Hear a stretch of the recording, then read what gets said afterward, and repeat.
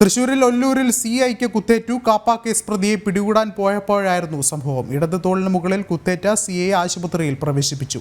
അഞ്ചേരി സ്വദേശി മാരി എന്ന അനന്തുവാണ് ആക്രമണത്തിന് പിന്നിൽ. അറസ്റ്റിലായ ശേഷവും പോലീസിനെ വെല്ലുവിളിച്ച പ്രതി. ദൃശ്യങ്ങൾ ജനം TVക്ക്.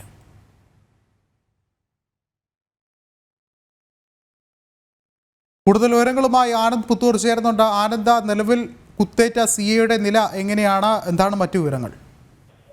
വിഷ്ണു, എന്തായാലും ഈ തോളലിന് പരിക്കേറ്റ CI, അതായത് തോളലിന് കുത്തേറ്റ CI ഒല്ലൂരിലെ സ്വകാര്യ ആശുപത്രിയിൽ ഇപ്പോഴും ചികിത്സയിൽ തുടരുകയാണ്. ഇന്ന് വൈകുന്നേരത്തോടെയായിരുന്നു സംഭവം. അഞ്ചേരിയിൽ വെച്ച് ഈ നിരവധി കേസുകളിൽ പ്രതിയായ അനന്തു മാരിയാണ് CIയെ കുത്തുന്നത്. ഈ യുവാവിനെ ആക്രമിച്ച കേസുമായി ബന്ധപ്പെട്ടുകൊണ്ട് അനന്തു മാരിയെ പിടികൂടാൻ എത്തിയപ്പോഴായിരുന്നു ആക്രമണം.